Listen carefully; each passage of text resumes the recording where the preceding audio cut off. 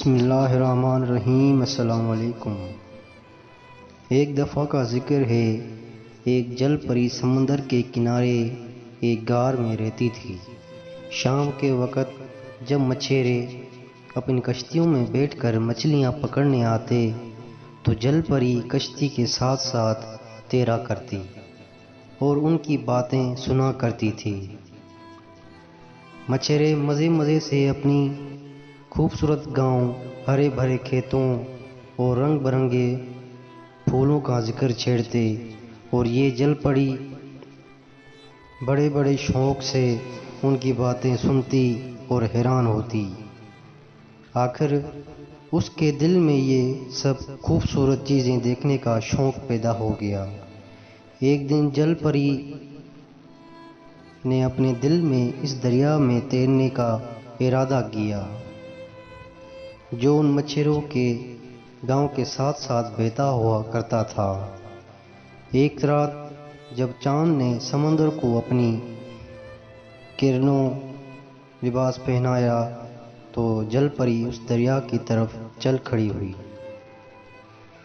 دریا کا میٹھا پانی اسے بہت عجیب معلوم ہوا، مگر جل پری خوشی سے دریا میں تیرتی رہی اور ہرے بھرے گھاس کے میدانوں کے پاس سے گزرتی گئی جہاں گائیں اور بھینس گھاس چر رہے تھے۔ انہیں دیکھ کر وہ ڈر گئی اور پانی چمکدار دم جلد جلد ہلاتی ہوئی تیزی سے تیرنے لگی۔ جب ستارے جھٹک گئے، صبح کی ٹھنڈی ٹھنڈی ہوا چلنے لگی، آسمان پر مشرق کی طرف سے ایک زردستی روشنی نمودار ہوئی تو جل پری نے اپنے دل میں ڈری کہ کہیں مجھے کوئی دیکھ نہ لے۔ اس خیال کے آتے ہی اس نے اپنا رخ بدل دیا اور نہایت تیزی سے ہاتھ اور دم مارتی ہوئی اپنے گھر کی طرف لوٹنے لگی۔ اس موقع پر ایک نوجوان چرواہا اپنی بھیڑوں کو پانی پلاتے ہوئے دریا کی طرف چل رہا تھا۔ اس کی نظر جل پری کے چاندی جیسے جسم پر پڑ گئی۔ اس نے جل پری کو آواز دی۔ جل پری نے پلٹ کر اس کی طرف دیکھا۔ وہ اس بلا کی حسین تھی کہ اسے دیکھ کر چرواہا کو اپنے آپ کی کچھ شدہ بدا نہ رہی۔ وہ حیرت زدہ جوں کا توں کھڑا رہا اور اس کے منہ سے ایک لفظ نہ نکلا۔ جل پری نے چرواہے پر نظر پڑتے ہی زور سے ایک چیخ ماری اور پانی میں غوطہ لگا دیا۔ پھر پانی کے نیچے ہی نیچے بڑی تیزی سے سمندر کی طرف تیرنے لگی۔ چرواہا بھی دریا کے کنارے دور تک چلتا گیا لیکن اسے جل پری کا کچھ پتہ نہ چل سکا۔ آخر مایوس ہو کر وہ واپسی اسی جگہ لوٹ آیا جہاں دونوں کی آنکھیں چار ہوئی تھیں۔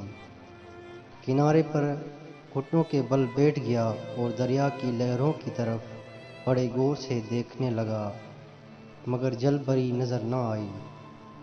سارا دن چرواہا اس امید سے کہ شاید میں ایک دفعہ پھر اس جل پری کی پیاری پیاری صورت دیکھ لوں، وہیں بیٹھا رہا، لیکن جل پری نظر نہ آئی۔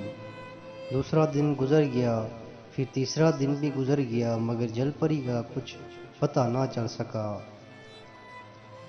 آخر چرواہے نے دل کے ہاتھوں مجبور ہو کر ہمیشہ کے لیے وہیں دریا کے کنارے بستر جما دیا۔ اب تو چرواہا ہر وقت گھٹنوں کے بل بیٹھتا رہا اور پانی کی طرف غور سے دیکھتا رہا، لیکن جل پری دوبارہ نظر نہ آئی۔ ادھر جل پری کو اپنے غار میں صحیح سلامت پہنچ کر بھی کبھی انسان اور اس کی چیزوں کو دیکھنے کی جرات نہ ہوئی اور اس نے دوبارہ سمندر سے نکل کر دریا کا رخ کبھی نہیں کیا۔ کچھ عرصے بعد چرواہے نے بھوک پیاس اور غم سے وہیں اپنی جان دے دی۔ چرواہے کے دوست جب اسے تلاش کرتے دریا پر پہنچے تو چرواہے کی لاش کنارے پہ پڑی تھی۔ لاش اس قابل نہ تھی کہ اسے شہر لے جا کر دفن کیا جاتا، چنانچہ اس کے سب دوستوں نے یہی فیصلہ کیا کہ اسے یہیں دریا کے کنارے پر ہی دفن کیا جائے۔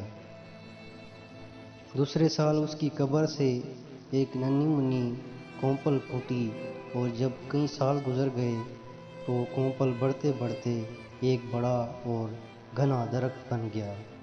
خدا کی شان، یہ درخت بھی چرواہے کی طرح پانی پر جھکا ہوا تھا، جیسے وہ کسی کے تلاش میں پانی میں جھانک رہا ہے، اور جب شام کی ہوا اس کے پتوں سے گزرتی تو ایسی آواز ہوتی جیسے کوئی آہیں بھر رہا ہو۔